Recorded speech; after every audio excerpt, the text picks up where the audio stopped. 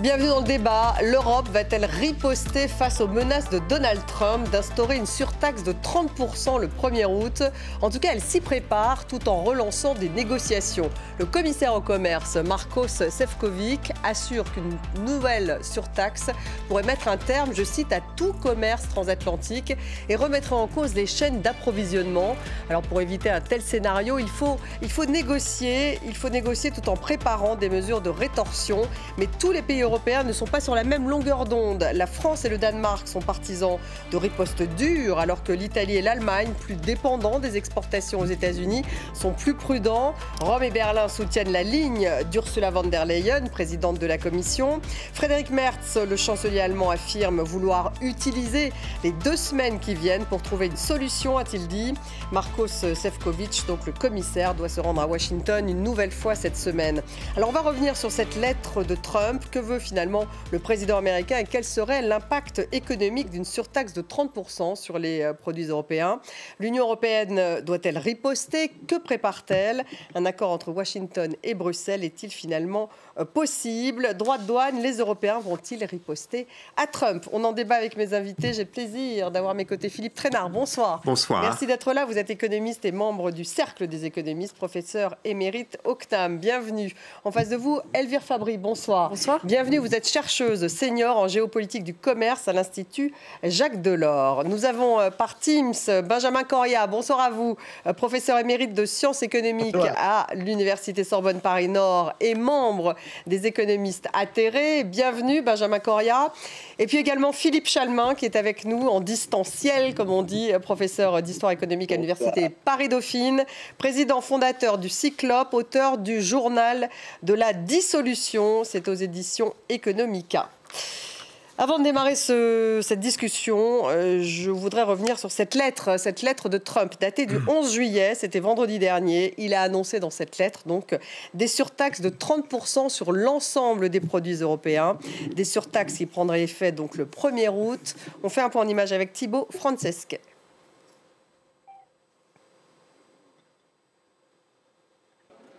Négocier tout en étant prête à riposter, voilà la ligne directrice de l'Union européenne face à la nouvelle menace de droits de douane lancée par Donald Trump samedi. Le président américain se dit prêt à imposer 30% de taxes à tous les produits européens le 1er août, à défaut d'accord d'ici là. La présidente de la Commission européenne veut continuer de discuter avec Washington, poussée notamment par l'Allemagne. Celle-ci a beaucoup à perdre si les droits de douane venaient à s'appliquer, de l'automobile à la pharmacie en passant par la sidérurgie. Son industrie exporte beaucoup vers les États-Unis. J'en ai discuté ce week-end avec M. Macron ainsi qu'avec Mme von der Leyen et vendredi avec le président américain. Nous souhaitons mettre à profit ces 2 semaines et demie qui nous séparent du 1er août pour trouver une solution. Je m'y engage très fermement. Emmanuel Macron lui a plaidé pour que l'Europe défende fermement ses intérêts et c'est ce qu'elle prépare. En cas d'échec des négociations, les 27 ministres du commerce extérieur ont identifié des marchandises américaines qui pourraient être taxées si Donald Trump appliquait sa surtaxe de 30%. Cela s'ajoute à d'autres mesures préparées en réponse aux droits de douane américains déjà effectives sur l'acier et l'aluminium. Nos mesures de rééquilibrage sur l'acier et l'aluminium sont suspendues jusqu'au début du mois d'août. Aujourd'hui, la Commission partage avec les États membres la proposition relative à la 2e liste de marchandises qui représente quelques 72 milliards d'euros d'importations américaines. Ils auront maintenant l'occasion d'en discuter. Avec ces mesures prêtes à être appliquées, Bruxelles veut peser davantage dans les négociations pour tenter de décrocher le meilleur accord possible. Elvire Fabry, d'abord, quelles sont les exigences de Trump? Parce que tout cela paraît assez flou. Les exigences de Trump, on s'en souvient, au départ, il parlait de rééquilibrer le déficit commercial. Mais on sait que son objectif est d'inciter les entreprises européennes à venir investir aux États-Unis. Ça, c'est le plan de réindustrialisation et qui repose sur les droits de douane sectoriels qui ne sont pas mentionnés dans ces 30%. Parce qu'il faut bien souligner que Donald Trump a annoncé 30% pour les exportations européennes, mais indépendamment des droits réciproques, donc qui concernent acier, aluminium, automobile. Et puis, il y a ceux qui sont annoncés encore pour le futur. Et là, on parle de 10% sur l'aluminium. Secteur de la pharmacie. Alors, pour l'acier et l'aluminium, c'était 50%. Pour les véhicules, on était à 25%. Et pour les produits pharmaceutiques, il a évoqué 200%, ce qui est complètement hors sol, évidemment. C'est plus qu'un embargo, mais déjà avec des droits de douane à 30%, il faut bien avoir en tête que c'est déjà une situation d'embargo pour certains produits.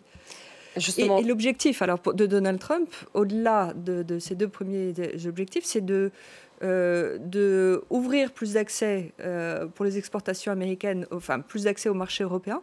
Et là, c'est toutes les réglementations européennes qui sont en jeu. Donc, c'est les réglementations du secteur numérique, les récentes réglementations qui ont été adoptées, DMA, DSA. C'est supprimer. Il veut faire exploser tout cela. Il demande un marché européen complètement ouvert aux produits américains. Il a dit ça. Donc, évidemment, il y a aussi tous les standards agricoles, tous les standards sanitaires, phytosanitaires. Les vieux contentieux qui portaient sur les céréales aux OGM, le poulet aux hormones, le poulet au chlore et le bœuf aux hormones. Totalement interdit en Europe pour l'instant. Totalement interdit en Europe. Et là, c'est le cœur de la souveraineté européenne, des décisions européennes qui est ciblée. Et ça va beaucoup plus loin. Et on voit bien qu'il y a des objectifs qui dépassent simplement la question économique. Alors justement, on va reparler de cette négociation qui a commencé à avoir lieu. Philippe Trainard, avant ça, quel est l'impact et sur quel secteur? C'est l'automobile qui serait le secteur le plus impacté si effectivement il y avait 30% de surtaxe sur les produits européens? Oui, l'automobile serait très impacté. En tous les cas, vu de l'Allemagne, c'est le secteur le plus exportateur et le plus emblématique. Mais je crois qu'il ne faut quand même pas se limiter à ce secteur. Un peu tous les secteurs seraient... C'est votre portable, hein. Un peu tous les secteurs seraient touchés. Je vous laisse l'éteindre. Oui. Allez-y. Pardonnez-moi. Tous les secteurs seraient touchés. L'aéronautique aussi. L'aéronautique, il n'y a pas de secteur, vous l'avez vu, il y a des secteurs qui sont plus particulièrement visés par Trump, mais tous les secteurs seraient touchés. Alors, quelles seraient les conséquences? Mais les conséquences ne sont pas du tout négligeables, hein. Il faut juste se dire, je ne sais pas si ce sera 10, 20, 30, 40, 50%, au fond, nous n'en savons rien. Ça change un peu tous les jours en fonction de l'humeur du personnage, mais disons... Mais ça va heurter ces filières. Oui, ça va heurter ces filières, mais disons que pour les États-Unis, d'abord, c'est très négatif pour les États-Unis. N'est-ce pas? N'oublions pas que le grand perdant dans une bataille commerciale, c'est d'abord le pays qui initie la hausse des droits de douane et qui est en déficit. C'est la position par excellence, n'est-ce pas, où vous allez être perdant. L'Europe, d'ailleurs, la production européenne va être affectée beaucoup moins que la production américaine. Au maximum, on pourrait parler avec 10 points de droits de douane. Mais ça, à condition que les Européens négocient, si vous dites ça. Non. Même pas, ils peuvent négocier, ne pas négocier, accepter. Là, je pense surtout à une mesure unilatérale, c'est-à-dire où les États-Unis imposent 10 points et puis on ne réagit pas. N'oubliez pas que si les Européens réagissent, ils se retrouvent aussi dans la position où ils se tirent un petit peu une balle dans le pied, car nous dépendons beaucoup du commerce extérieur, même si nous sommes en excédent, et de ce fait, si nous mettons des droits de douane, cela nous pénalise. On se met un peu dans la position américaine qui se pénalise par ses droits de douane en réagissant par des droits de douane. Ça fait partie d'ailleurs du débat. Est-ce que nous devons réagir avec une hausse des droits de douane? Et voilà, ça c'est la deuxième question. Benjamin Corrier, est-ce que vous pouvez réagir sur ce que vient de dire Philippe Trainard? Vous pensez aussi que les États-Unis, ça leur coûterait cher aussi, ces droits de douane imposés à hauteur de 30% imposés sur les produits européens? Oui, sans aucun doute. Sans aucun doute. 30%, c'est un taux extrêmement élevé et qui ne peut qu'avoir des conséquences importantes pour les États-Unis. Bon, d'ailleurs, à mon avis, et en tout cas j'espère que Trump imagine qu'on ne va pas en rester là. Hein. Lui-même doit imaginer ça, parce qu'il pénaliserait beaucoup trop fortement sa propre population. Donc la question qui se pose, c'est, et ce n'est pas une question très simple, hein, qu'est-ce qu'on fait par rapport à ça? Bon. C'est sûr que rentrer dans une guerre de tarifs douaniers présente de sérieux risques. L'autre aspect de la question, c'est que si on considère comment s'est comporté Trump jusqu'à présent, c'est que chaque fois qu'on fait preuve de faiblesse, il écrase de tout son poids, et quand au contraire on montre les dents, il a plutôt tendance à reculer. Je pense en particulier à la Chine, qui a, il faut bien le dire, damé le pion. Donc, moi, je pense que, et j'anticipe peut-être un peu sur le débat, bien sûr, il faut poursuivre la négociation. Bien sûr, il faut essayer d'éviter une escalade dans les droits de douane, mais je pense qu'il faut être extrêmement ferme et extrêmement clair sur le fait que s'il reste sur cette position, eh bien, l'Europe ripostera pour des montants équivalents, qui doivent être pensés de manière un peu stratégique, mais ça, je pense qu'il y a des gens à la Commission qui peuvent y réfléchir sérieusement. On va y revenir. Mais je pense que l'erreur majeure serait de ne pas réagir. Voilà. On va y revenir. Juste avant cela, on va faire un point en image sur la filière laitière française qui pourrait manifestement beaucoup souffrir d'une augmentation de 30% de droits de douane, avec Nina Masson. Morbier, crémeux de Bourgogne, brie ou camembert, des fromages dans le viseur de Donald Trump. En France, la filière s'inquiète après l'annonce de droits de douane de 30% sur les produits importés aux États-Unis en provenance de l'Union européenne. C'est un marché très important pour nous. C'est un marché d'environ 350 millions d'euros chaque année de produits laitiers, en particulier des fromages. On exporte chaque année 25 000 tonnes de fromage aux États-Unis. Donc c'est un choc, même si malheureusement on s'y attendait un petit peu. Au total, la filière laitière française exporte 40% de sa production, notamment vers les États-Unis. La surtaxe annoncée par Donald Trump, censée s'appliquer à partir du 1er août, pourrait faire perdre à la filière plusieurs dizaines de millions d'euros de chiffre d'affaires selon les professionnels du secteur. Si vous pensez à la situation actuelle, vous savez, le consensus prévoit une croissance du PIB de 0,7 ou 0,8 pour l'Europe cette année. Cela signifie que si les droits de douane de 30% sont appliqués, l'Europe se retrouvera à nouveau proche de la récession. Et c'est clairement un scénario que l'Europe devrait essayer d'éviter. Début juillet, Emmanuel Macron s'était rendu au chevet de la filière du Roquefort dans l'Aveyron pour tenter de rassurer des producteurs qui composent déjà avec des ventes en baisse en France. Le secteur pouvait jusqu'ici compter sur son succès à l'international, une piste de relance désormais menacée. Philippe Chalmin, donc on voit que le secteur agricole, en tout cas la France, l'agriculture française, serait fortement touchée par cette augmentation de 30% de droits de douane, si elle était effectivement effective le 1er août. Oui, mais elle le serait certainement. C'est probablement le secteur des vins et spiritueux qui serait de loin le plus touché. Bon, les produits laitiers, c'est mignon, ça n'est pas quand même totalement essentiel. Et je dirais que votre reportage était très bien, mais c'est l'art de prendre les choses par le tout petit bout de la lorgnette. La question est beaucoup plus dramatique. Et je pense que Benjamin Corriat, pour une fois, je suis totalement d'accord avec lui, et il a raison de dire que là, nous changeons de dimension. 30% de taxes sur l'ensemble des exportations européennes vers les États-Unis, c'est quelque chose sur lequel on ne peut pas rester, et il est évident, alors peut-être que Benjamin Corriat deviendrait de manière surprenante macroniste, il est évident que la position d'Emmanuel Macron, qui est de dire on ne peut pas laisser cela et il faut réagir, me semble être la bonne. Effectivement, Donald Trump ne croit véritablement qu'en la loi de la force. Les Chinois, et on était monté, souvenez-vous, à 135%.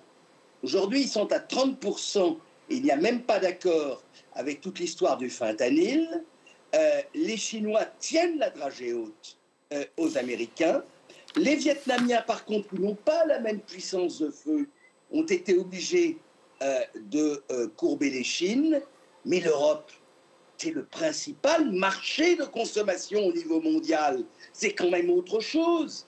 Et l'Europe, par ailleurs, elle est déficitaire en termes de services. Donc il y a un premier axe qui est, d'ailleurs on les a déjà, il y a déjà un plan de 21 milliards d'euros de rétorsion. Bon, il y en a un deuxième éventuel de 93 milliards. Puis ensuite, il y a le champ des services et des contrats publics. Et je pense que l'Europe, si elle existait, aurait une légitimité à être peut-être l'ensemble, le pays qui pourrait faire fléchir Donald Trump. Ouais. Alors, car si nous écrasons, il va continuer. Elvire Fabry, donc si nous écrasons, il va continuer. Hein. Ça, c'est ce que vient de dire Philippe Chalmin. Mais l'Europe, alors, vous parliez, Philippe Chalmin, de cette seconde liste de produits américains taxables. Donc ça, c'est en cas de rétorsion. Donc elle prépare ses mesures de représailles. 72 milliards d'euros, ça doit être finalisé. C'était plus d'ailleurs auparavant, avec des produits comme la ferraille et les rebuts d'aluminium qui permettent de réduire le recours aux matières premières aux États-Unis. Mais le problème, c'est que l'Europe n'est pas totalement unie autour. Donc c'est effectivement la position française et celle qu'ont mentionné Benjamin Correa et Philippe Chalmin, c'est-à-dire il faut être dur, il faut avoir vraiment faire œil pour œil. Hein. Et puis la position allemande ou la position italienne, qui sont beaucoup plus dépendants de l'Amérique, eux, sont plus prudents. On voit que Merz a envie vraiment de négocier, même un peu tout seul. Donc qu'est-ce qui va se passer ? Le paradoxe, c'est que les dernières annonces de Donald Trump ont eu plutôt tendance à souder les Européens. Et là, on voit quand même un sursaut, j'ai envie de dire pas forcément des 27, parce qu'il faut considérer que la Hongrie oui. Est toujours à côté, voire que la Slovaquie également est plus prudente. Mais quand même, là, on a en 48 heures des prises de parole qui vont dans le sens d'une unité européenne vers des mesures de rétorsion, alors que ces dernières semaines, la Commission européenne est revenu sur la table des négociations avec Washington en offrant plusieurs possibilités, plus d'achats, on a en tête, plus d'achats de gaz liquéfié, plus d'armement, voire la suppression de barrières non tarifaires dans le secteur industriel et complètement des tarifs même industriels. Rien ne satisfaisait Donc Washington. elle négociait quand même sur un certain nombre de points qui la mettaient un peu en difficulté, l'Europe, si je comprends bien. Enfin. Ah oui, mais la position de la Commission européenne a toujours été de tenter de minimiser l'impact. Personne ne veut de ces droits de douane. Et puis par ailleurs, il y a des grandes multinationales qui ont aussi tenté des négociations bilatérales, et je pense notamment aux grands constructeurs automobiles allemands. Et on était sur le point, il y a 72 heures, d'obtenir éventuellement, les Européens étaient relativement confiants. Maintenant, dans le contexte actuel dans lequel on se trouve, il ne peut s'agir que de préparer des mesures de rétorsion crédibles. Donc il y a en effet ce premier paquet de 21 milliards. Ça, c'était face à l'acier, donc acier, aluminium. Le deuxième paquet, qui en effet a été un peu raboté, concerne les... Par les Allemands. Il a été un peu raboté par les Allemands. Comment ? Il a été un peu raboté par les Allemands. Hein. Ça devait être 95 milliards au départ, c'est plus que 72 milliards. C'est aussi, c'est aussi les Français et d'autres pays qui cherchent à exempter aussi certains produits, donc à ne pas cibler certains produits qui pourraient en retour provoquer de nouvelles mesures de rétorsion, notamment tout ce qui est vin et spiritueux. Alors on retrouve quand même dans la liste actuelle le bourbon américain. Là, les Français et les Italiens n'ont pas réussi à le sortir de la liste. Et il faut bien pouvoir... Donc ce bourbon se verrait des taxes ? Des taxes à hauteur du droit de douane équivalent qu'imposeraient les États-Unis. Mais il est compréhensible que l'Allemagne ait cherché un peu en mode pompier à protéger ces secteurs industriels qui actuellement sont très exposés. Maintenant, ce que l'on voit, c'est qu'en effet, en ne répondant pas davantage, on s'expose à encore plus de volatilité dans les droits de douane et encore une fois qu'on revienne sur une pression qui cible des questions qui ne sont pas négociables pour nous.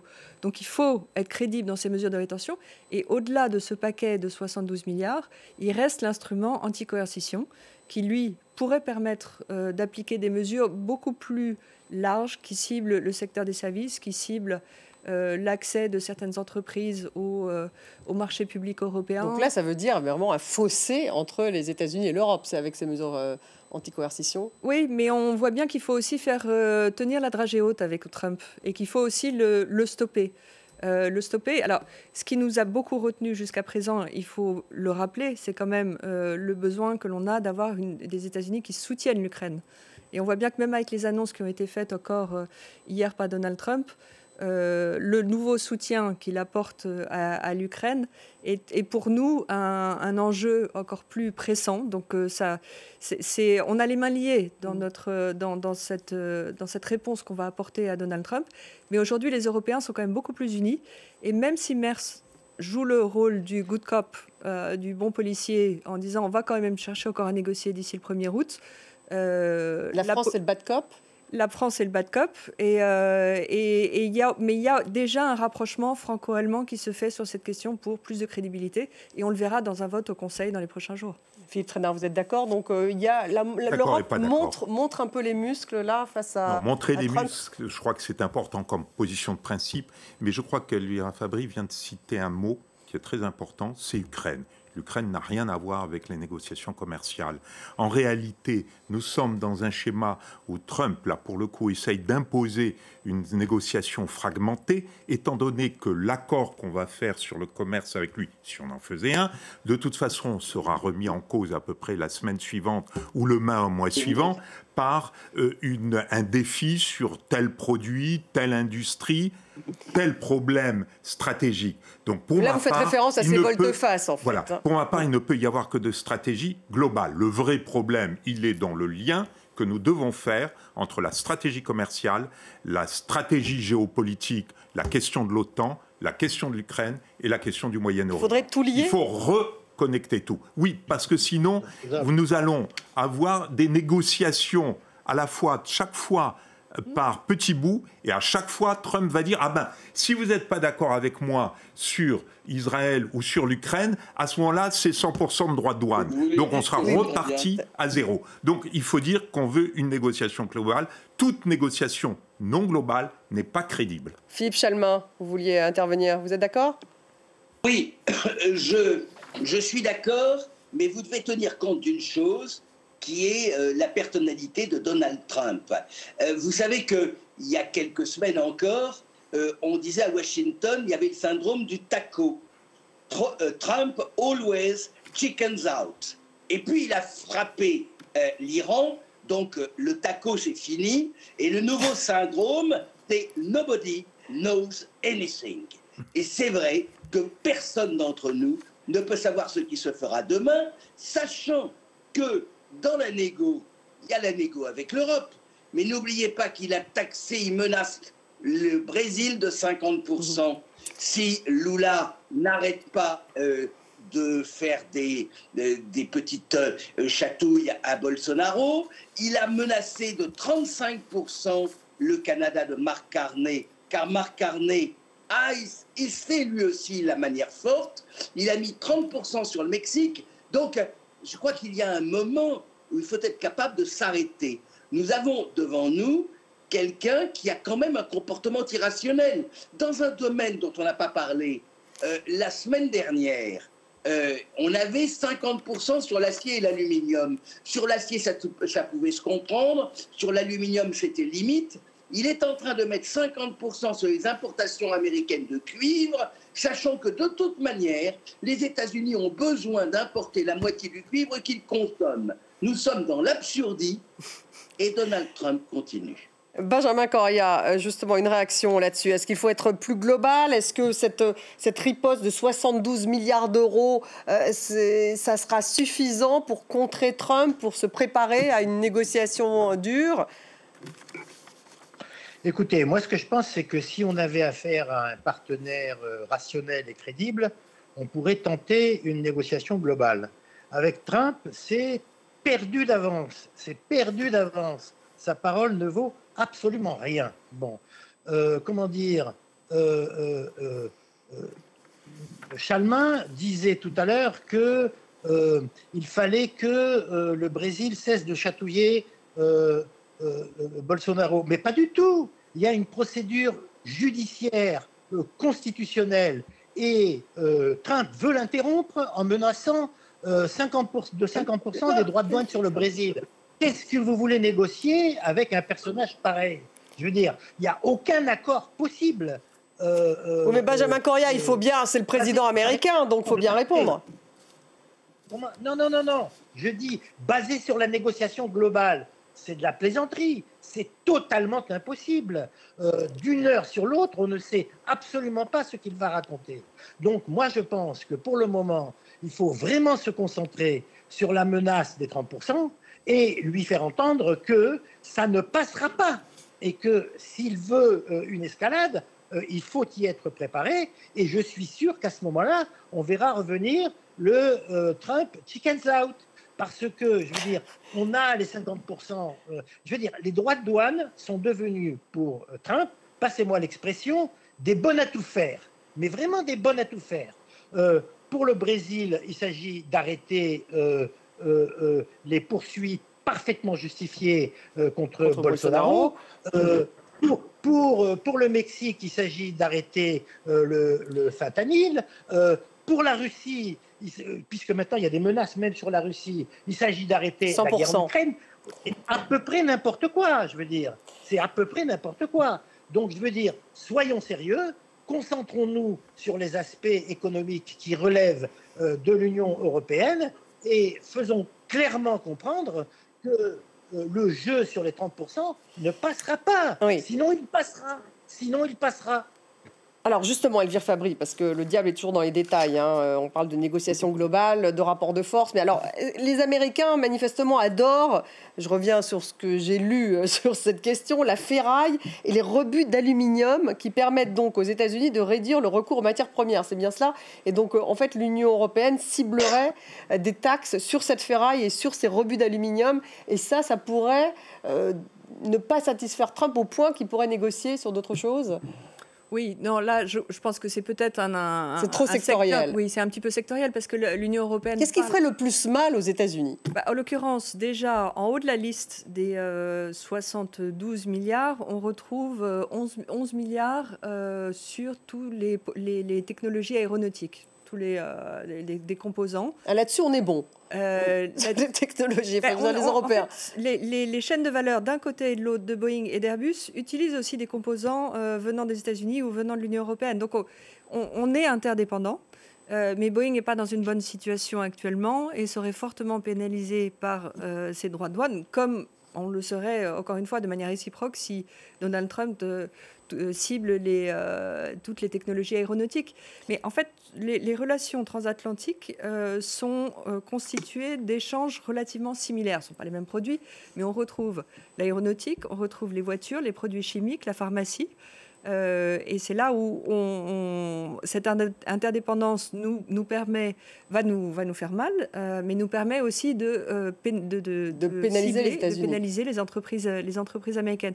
Mais pour revenir sur le séquençage de la réponse européenne, encore une fois, le paquet de 21 milliards, c'est acquis. Le paquet de 72 milliards, ce qui compte, c'est de le voter et d'être en ordre de marche pour pouvoir répondre. Il n'est pas encore voté, celui de 72 milliards. Mais il sera vraisemblablement voté. Donc là, vous pensez que l'Europe sera unie, il sera voté, il y aura suffisamment de voix en tout cas pour qu'il passe. Oui, il a été voté à 26 contre 1 pour les 21 milliards hors Hongrie. Et on aura un vote majoritaire pour ces 72 milliards. La question aujourd'hui qu'on peut se poser, c'est...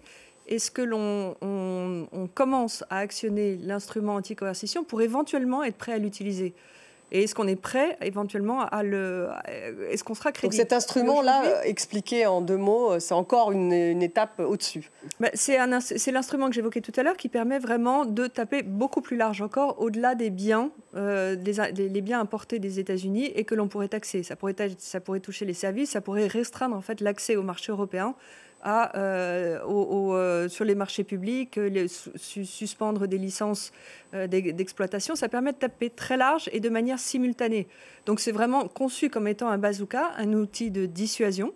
C'est une procédure qu'on utiliserait pour la première fois et qui mettrait un petit peu de temps à être actionnée.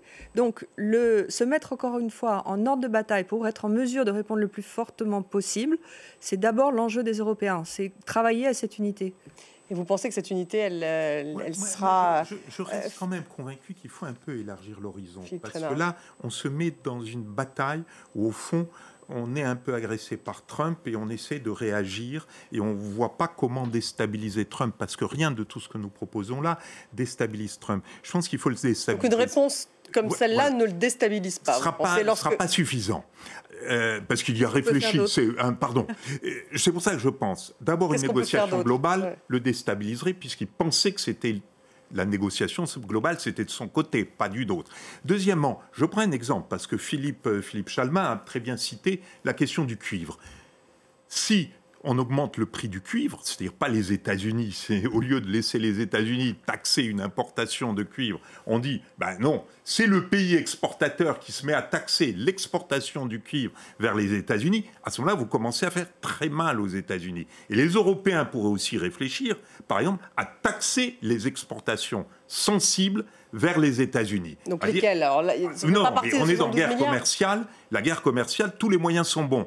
Taxer les importations, taxer les exportations. Ne l'oublions pas. Donc il faut être sur un domaine, il faut plutôt élargir le champ de nos mesures pour pas être contraint. Sinon, bien évidemment, on est dans la problématique où vous avez un gros qui s'appelle les États-Unis, un plus petit qui est pas si petit que ça, qui s'appelle l'Europe, mais qui est un petit peu plus fragile, qui est en plus dépendant géostratégiquement. Donc il faut renverser cette problématique totalement. Et c'est pour ça, je pense vraiment, il y a à penser à d'autres moyens simplement que des droits de douane, des punitions, où on peut se faire mal à nous-mêmes. Et deuxièmement, penser à la globalisation, à dire, nous, on est intéressé à une négociation que si elle comporte, si elle a certaines caractéristiques, et voilà nos conditions. Donc ça, ce serait Ursula von der Leyen qui mènerait ce type de... avec son commissaire Ursula au commerce. von der Leyen. Alors là où vous avez raison en me posant cette question, c'est que les Allemands vont crier, vont pousser des cris d'orfraie parce qu'ils vont être totalement effrayés qu'on remette en cause les bonnes relations avec les États-Unis.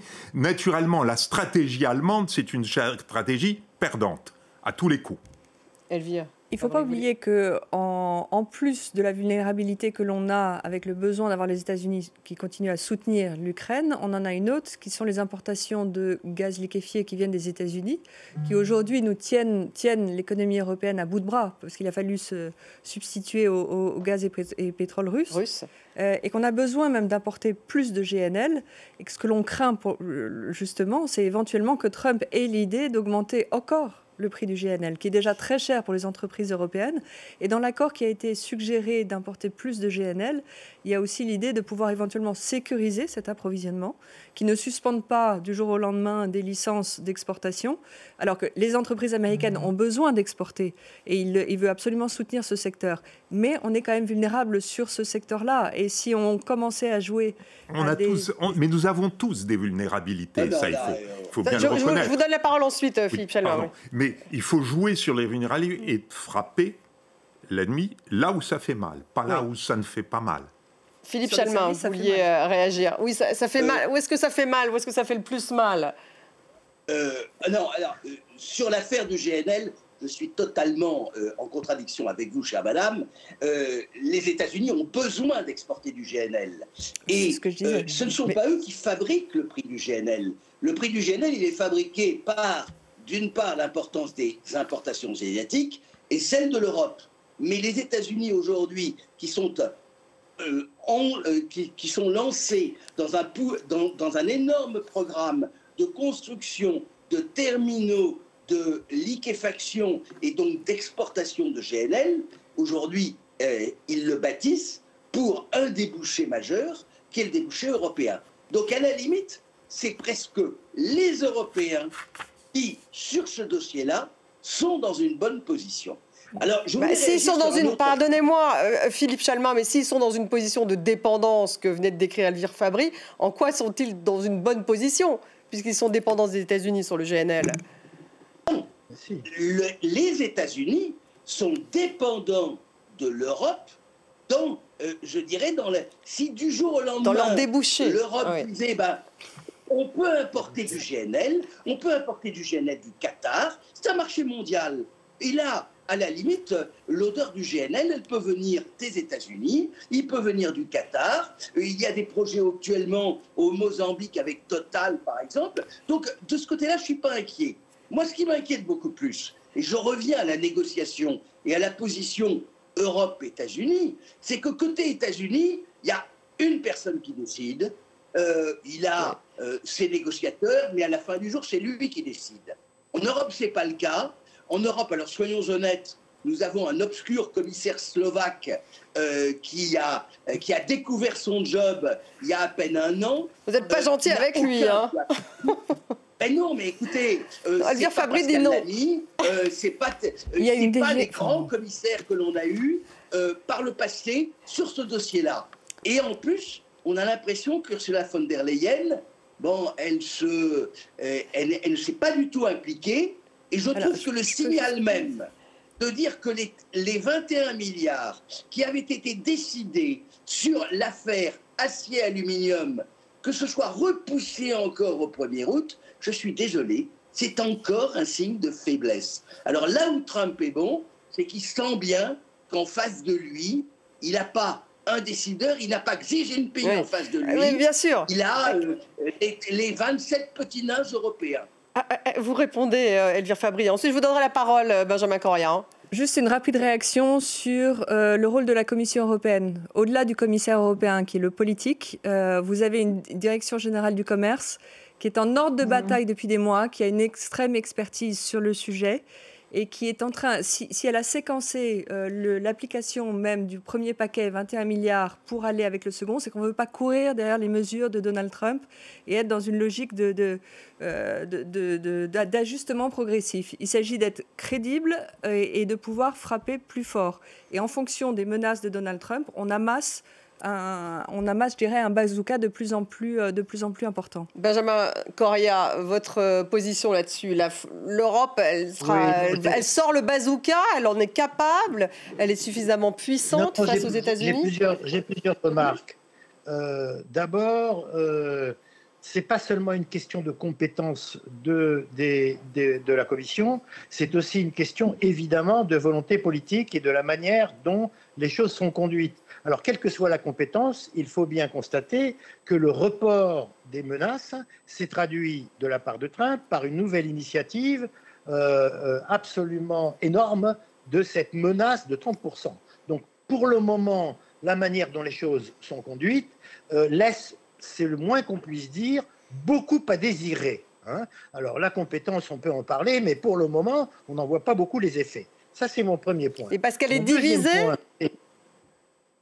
Oui, c'est parce qu'elle est divisée. C'est parce qu'elle est divisée et parce que elle ne fonctionne plus comme elle devrait.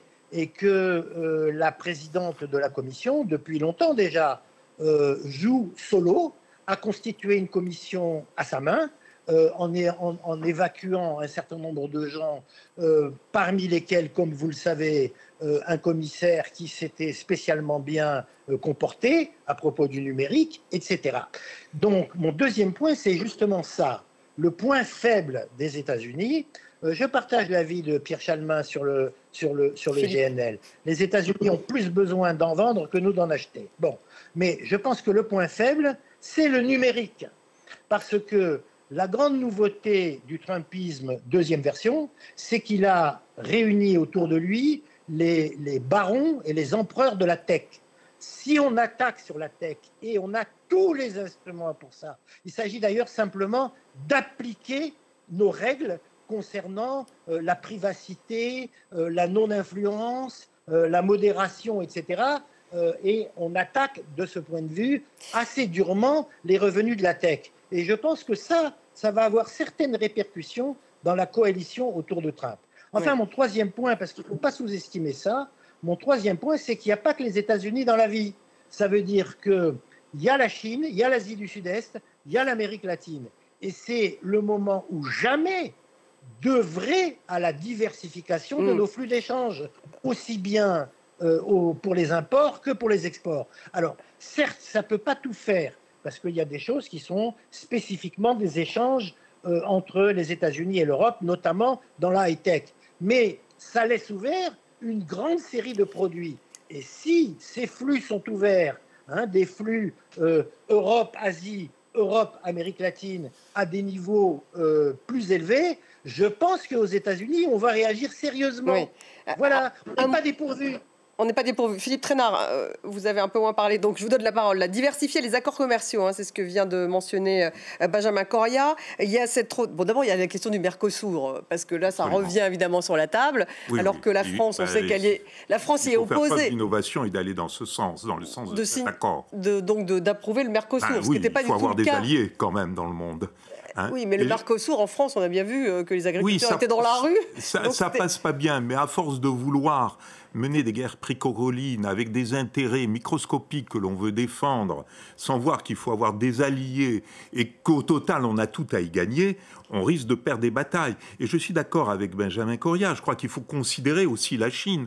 La question du renversement des alliances. Alors la Chine, si l'Europe devient aussi le déversoir de tous les produits chinois qu'elle ne peut pas exporter aux La question du renversement des alliances, c'est maintenant qu'il ne faut pas la poser, pas demain. N'est-ce pas ? La France au XVIIIe, quand elle renverse les alliances, n'est-ce pas ? Elle le fait en faveur de l'Autriche et elle le fait avec raison. Elle voit bien les risques qui sont liés à la montée de la Prusse.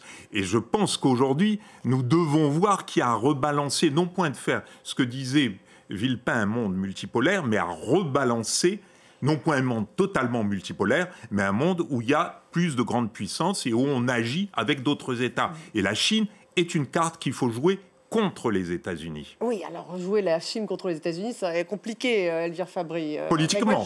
Politiquement, mais déjà politiquement sur les valeurs et puis même sur les produits. Sur l'automobile, d'ailleurs, il y a eu un certain nombre de taxes européennes sur l'automobile électrique chinoise pour protéger l'industrie européenne. Donc il y a aussi cet aspect.